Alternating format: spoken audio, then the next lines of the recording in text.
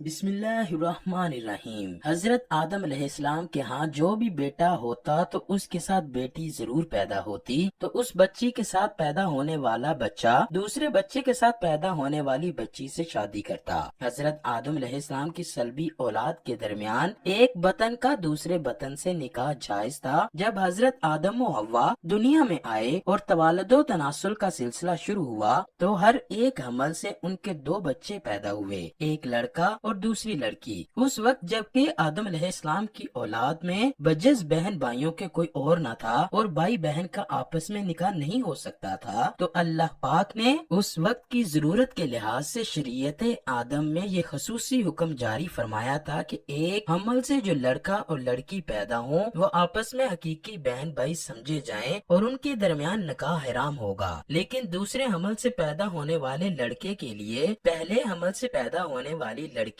حقیقی بہن کے حکم میں نہیں آئے گی، بلکہ ان کے درمیان رشتہ ازدواج جائز ہوگا۔ حضرت آدم علیہ السلام کی شریعت میں ضرورت توالد و تناسل کی وجہ سے یہ جائز تھا، اس کے علاوہ اور کوئی شکل نہ تھی۔ اس کو اللہ پاک نے اس وقت جائز فرمایا تھا، چونکہ بعد میں اس کی ضرورت نہ رہی، اس لیے پھر حضرت آدم کے بعد آنے والی ہر شریعت میں اس کو منع کر دیا گیا کہ کوئی بہن بھائی آپس میں شادی نہیں کر سکتے۔ تفسیر مظہری میں نقل کیا گیا ہے کہ حضرت حوا سلام اللہ علیہا کے بطن سے حضرت آدم علیہ السلام کی 40 اولادیں ہوئیں۔ ناظرین گرامی، چونکہ ہر مرتبہ کے حمل سے پیدا شدہ لڑکا لڑکی باہم حقیقی بہن بھائی کی طرح تھے اور ان کا باہم نکاح درست نہیں تھا، جبکہ دوسرے حمل سے پیدا شدہ پہلے والوں کے لیے اسی طرح تھے جیسے چچیرے ہوتے۔ یہی وجہ سے ہے کہ قابیل نے حابیل سے اختلاف کیا۔ قابیل کے ساتھ جو لڑکی پیدا ہوئی وہ بے انتہا خوبصورت تھی، جبکہ حضرت حابیل کے ساتھ جو لڑکی پیدا ہوئی وہ اتنی خوبصورت نہ تھی۔ حضرت آدم علیہ السلام کی شریعت کے مطابق جب یہ جوان ہوئے تو قابیل کی شادی حابیل کی بہن سے ہونا تھی اور حضرت حابیل کی شادی قابیل کی بہن سے ہونا تھی، لیکن قابیل اپنی ہی بہن کو پسند کرنے لگا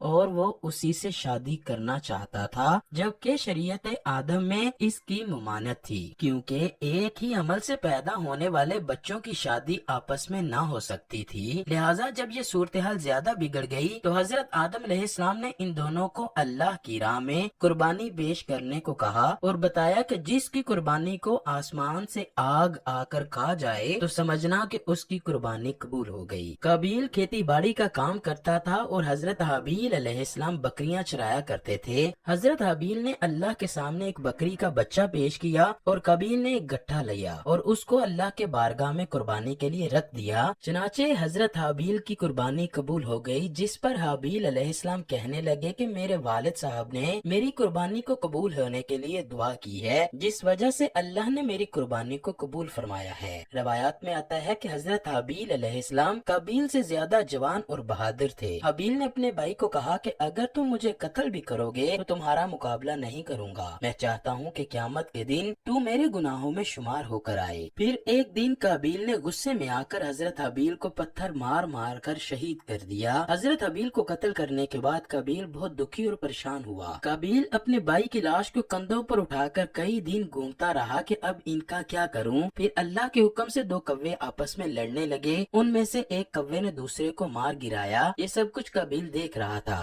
کوے نے اپنے ساتھیوں کو مارنے کے بعد اس کو زمین میں دفن کر دیا۔ قابیل نے بھی کوے کو دیکھ کر اپنے بھائی کو دفن کرنے کے لیے ایک لحد کھودی جس میں حضرت حابیل کو دفن کر دیا۔ اس کے بعد قابیل اپنی سگی بہن اکلیمہ کو لے کر وہاں سے بھاگ نکلا۔ اس کی وجہ یہ تھی کہ شیطان قابیل کے پاس آ کر اس کے دل میں یہ ڈر ڈالتا تھا کہ تم نے اپنے بھائی کو قتل کیا ہے، اب تیرا باپ تجھ کو قتل کر دے گا۔ اس ڈر کی وجہ سے قابیل وہاں سے اپنی بہن کو ساتھ لے کر بھاگ گیا۔ اس دن کے بعد حضرت آدم علیہ السلام مسلسل پریشان رہنے لگے۔ حضرت آدم نے اللہ کی بارگاہ میں دعا کی، اے اللہ مجھے نیک اولاد عطا فرما۔ اللہ پاک نے حضرت آدم علیہ السلام کی دعا کو قبول فرمایا اور آپ کو ایک لڑکا عطا فرمایا جس کا نام حضرت شیس علیہ السلام رکھا گیا۔ حضرت شیس علیہ السلام جب جوان ہوئے تو حضرت آدم علیہ السلام نے اپنا جانشین انہیں مقرر کر دیا اور ان کو حکم دیا کیا کہ اپنے بھائی قابیل سے ہمیشہ دور رہنا۔ جب حضرت آدم کا وصال ہوا تو اللہ کی طرف سے بے شمار فرشتے زمین پر نازل ہوئے۔ انہوں نے حضرت شیث علیہ السلام کو اپنے باپ کو دفن کرنے کا طریقہ سکھایا۔ اس کے بعد بی بی حوا کا بھی وصال ہوا۔ اسی کے بعد زنا کی شروعات ہوئی۔ اس کے بعد ایک وادی میں قابیل اور اس کی اولاد رہنے لگی۔ شیطان ایک آدمی کی شکل میں ان کے پاس آیا۔ شیطان نے ان لوگوں کو عیش و عشرت میں لگا دیا۔ شیطان نے ان کو ایسے ایسے کپڑے اور گانے بجانے کے طریقے سکھائے کہ وہ کبھی بھی ان کو بھول نہ سکیں۔ انہوں نے ایک دن میلے کے لیے مقرر کیا جس پر وہ برہنہ عورتیں اور مرد اکٹھے شرکت کرتے۔ اس میلے پر طرح طرح کے گانے اور موسیقی کی آوازیں آتی۔ اسی طرح جو شخص مومن تھے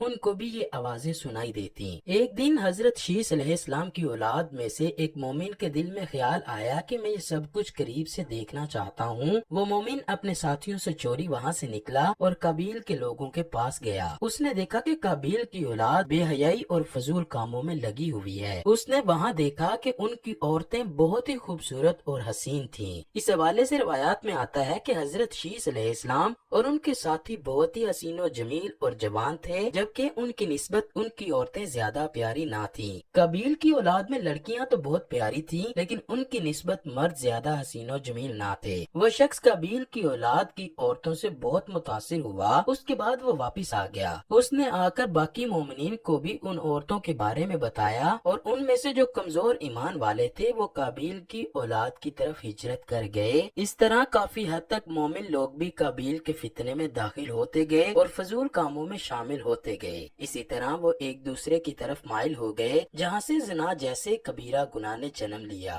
روایات میں آتا ہے کہ حضرت شیث علیہ السلام کے ساتھ رہنے والے ساتھیوں کی تعداد بہت ہی کم رہ گئی تھی، جبکہ قابیل کا گروہ کافی مضبوط اور طاقتور ہو چکا تھا۔ وہ حضرت شیث علیہ السلام اور ان کے ساتھیوں کو اکثر تنگ کیا کرتے، ان کو طرح طرح کی تکلیفیں دیا کرتے۔ اگر دیکھا جائے تو زنا اسی وقت شروع ہو گیا تھا جب قابیل اپنی بہن اکلیمہ کو لے کر وہاں سے بھاگ گیا تھا، اور اس نے اپنی بہن کے ساتھ ہی اپنی اولاد کو جنم دیا۔